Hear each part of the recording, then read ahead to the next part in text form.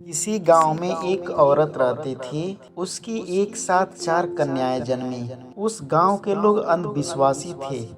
गांव के लोगों में विश्वास प्रचलित था कि चार कन्याओं एक साथ जन्म होने पर गांव में अनिष्ट होता है। जब ये कन्याएं 16 साल की हो जाती, तीन कन्याएं के लिए उपहार रखे जाते, चौथी कन्या के लिए राख की पुड़िया रखी जाती थी। इसके लिए कागज के चार टुकड़े तैयार किए जाते। तीन टुकड़ों में उपहारों का नाम था, चौथे टुकड़े में राख लिया जाता। एक एक कर कन्याओं से आंखें बंद कर कागज की पर्ची उठाने को कहा जाता। कागज की पर्ची में लिखा उपहार कन्याओं को दिया जाता। जिस कन्या के नाम राख लिखी पर्ची आती उसे छर फूकी राख वाली कन्या कहा जाता। उसे भाग्यहीन माना जाता।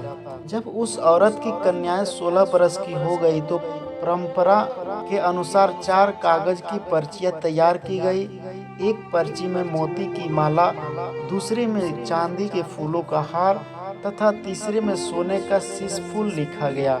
चौथी पर्ची में राख लिया गया था। बारी बारी से आंखें बंद कर चारों बहनों ने पर्चियां उठाई। एक बहन के भाग्य में मोती की माला, दूसरी के भाग्य में चांदी के फूलों का हार तथा तीसरी के भाग्य में सोने का शीश फूल आया। चौथी बहन के भाग्य में राख वाली पर्ची आई। उसे छर फूकी कन्या घोषित किया गया। चौथी बहन के छर फूकी घोषित होने के बाद तीन बहनें अपने को श्रेष्ठ समझने लगी। वे तीनों छरफूकी कन्या को बात बात पर नीचा दिखाती रहती। एक बार उन कन्याओं की मां ने चारों बेटियों से कहा, बेटियों जंगल में घास लाने जाओ। चारों बहनें घास लेने जंगल चली गई। छरफूके बहन तीनों के पीछे पीछे जंगल चली गई। उसे जंगल में भूख लगी। उसने किनगोड़ की झाड़ी से एक टहनी तोड़ी और खाने लगी। उसकी बहनों ने उसे देखकर धमकाया, तुम भाग्यहीन कन्या हो, किनगोड़ की यह टहनी हमें दो, हम खाएंगे किनगोड़। छरफूकी बहन कुछ कहती, इससे पहले ही उन्होंने किनगोड़ की टहनी उसके हाथ से छीन ली। जब तीनों बहनों ने किनगोड़ खाने लगी तो उन्होंने देखा सारे किनगोड़ में कीड़े पड़ गए थे। उन्होंने किनगोड़ की टहनी फेंक दी। वह टहनी छरफूकी कन्या ने उठा दी। उसके हाथ में पकड़ते ही किसी भी किनगोड़ में कीड़ा नहीं दिखाई दिया। उसने खूब किनगोड़ खाया।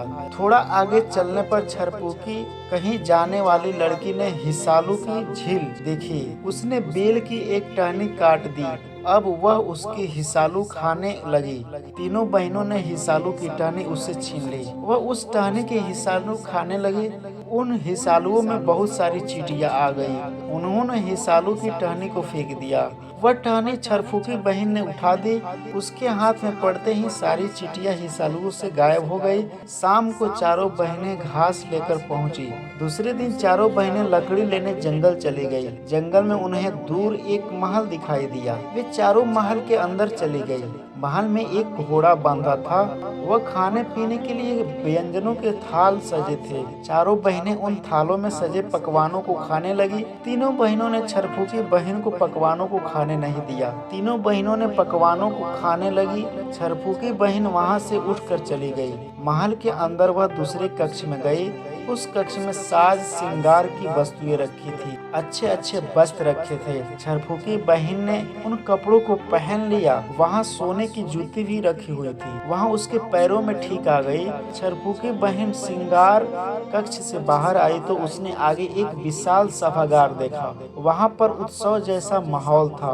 वहाँ एक राजकुमार खड़ा था। उसने सेहरा बांध रखा था। उसके बगल पर एक महात्मा खड़े थे। छरफूकी लड़की को देखकर महात्मा उस राजकुमार से बोला, राजकुमार अक्षत देखो, यह तुम्हारी दुल्हन आ रही है। महात्मा, वही मेरी दुल्हन है, मैं कैसे मान लूं? हो सकता है कोई दूसरी कन्या सज धज कर आई हो। देखो, मैंने तुम्हें बताया था जो कन्या श्रृंगार कक्ष में रखी सामग्री में अपना श्रृंगार करेगी वही तुम्हारी दुल्हन होगी। उसके पैरों में तो देखो वही सोने की जूतियां, बिल्कुल सही नाप। महात्मा ने राजकुमार अक्षत को बताया। महात्मा ने छरफूकी कन्या को फूलों की माला देते हुए कहा, बेटी तुम अक्षत की दुल्हन हो, दूल्हे के गले में माला डाल दो। छरफूकी कन्या ने अक्षत के गले में माला डाल दी। थोड़ी देर में उसकी तीनों बहनों भी वहां पहुंच गई। उनकी शादी राजकुमार के नौकरों से हो गई। दोस्तों इस कहानी में जो भाग्यहीन समझा था उसी की भाग्य बहुत बड़े निकले। इस कहानी से आपको क्या समझ आती है? कुछ भी अगर अच्छा लगे तो प्लीज कमेंट करके जरूर बताएं, और चैनल पे नए हैं तो प्लीज वीडियो को लाइक सब्सक्राइब जरूर करें। जय हिंद।